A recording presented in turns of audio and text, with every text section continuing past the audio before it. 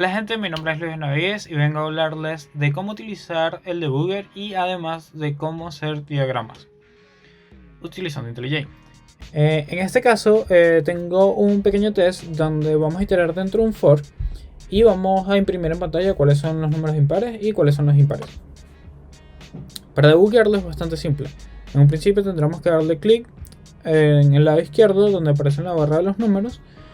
Y si no, podríamos darle el comando que aparece ahí, que creo que es Command F8.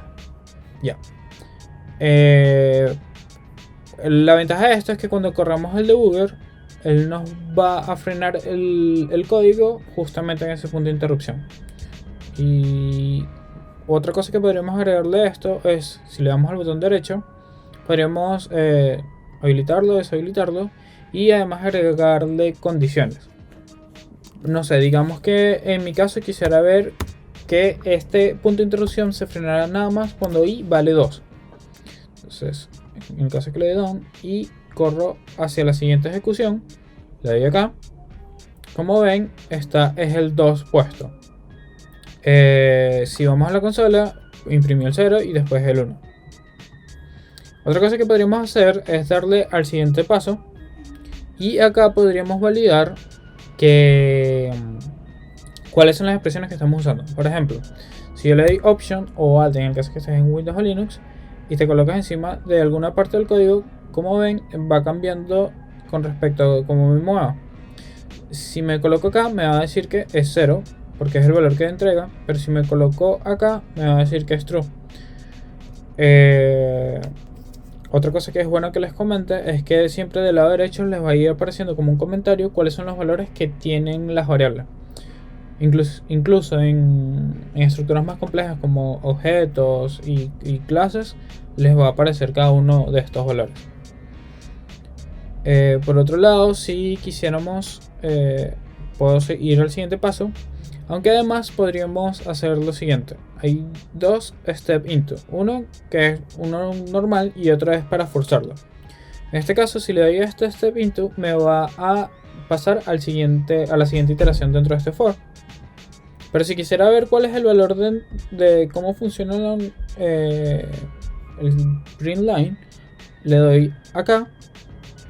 Y ahí me lleva a cómo funciona este método. Por otro lado, si quisiera salir del método y volver a donde estaba, tengo que darle step out y me lleva directamente a donde estaba. Por otro lado, si quisiéramos movernos a un lugar más específico, vamos a ver dónde está. Estamos acá. Y si quisiéramos, en este caso es 4, ya sé que va a llegar acá. Si pongo el cursor acá y le doy a correr hasta el cursor, me lleva directamente hacia donde quisiera. Por otro lado, podríamos evaluar diferentes expresiones dándole acá. Y en este él toma también el contexto de donde esté la aplicación, también contando el scope. Entonces, si estoy en la línea 14, la i no estaría declarada y no existiría. Pero como estoy en la línea 20 sí existe, entonces aquí yo puedo evaluarla, no sé, podría revisar cuál es el valor de i entre 2. Y al darle a evaluar, vemos que el resultado es 2. Ah, claro, porque el valor es 4. Pero también podríamos evaluar cualquier otro tipo de expresión. Por ejemplo, hello world, cuánto es el length de esto. Y cuando lo evaluamos vemos que ese es el valor. Por otro lado, dentro del debugger podríamos al final ver cómo funciona con la API Stream, que esta es agregada en Java 8. En el caso que tengas problemas con esta librería, tengo un blog donde podrías verlo para apoyarte con respecto a cómo utilizar esta librería. En este caso voy a colocar el punto de interrupción justamente donde empieza el stream. Voy a frenar el debugger con la sesión anterior y voy a crear una sesión nueva.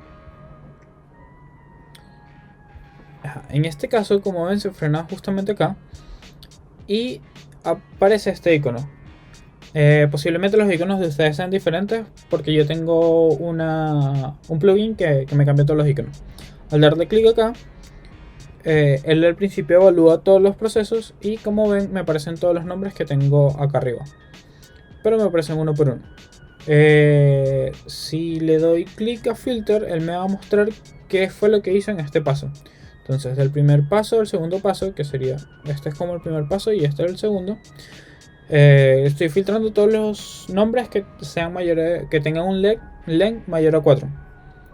En este caso Luis es igual, no entra. Ana es menor, no entra. María, como es mayor, sí entra, entonces pasa al siguiente paso.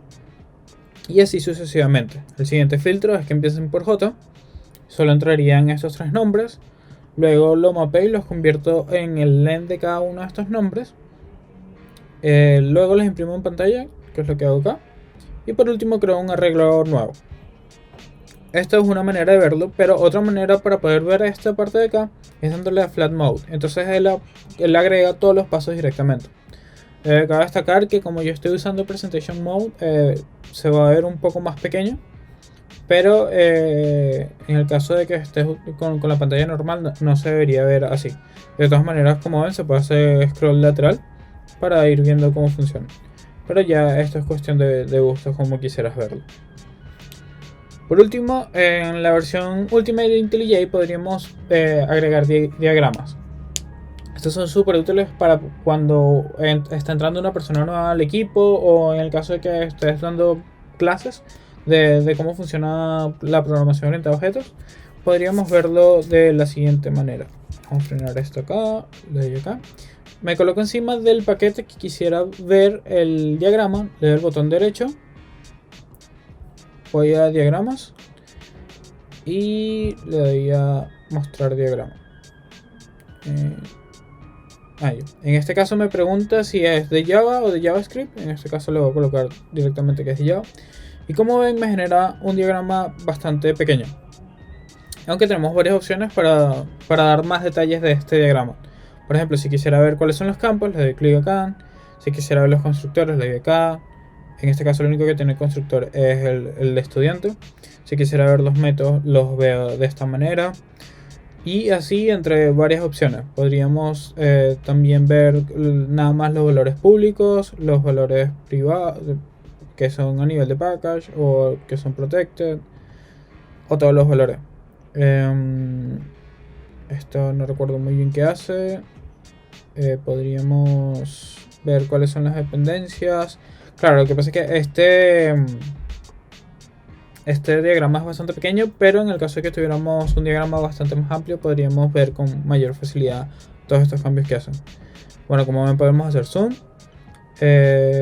Y por último, podríamos guardarlo, podríamos exportarlo como una imagen o incluso imprimirlo.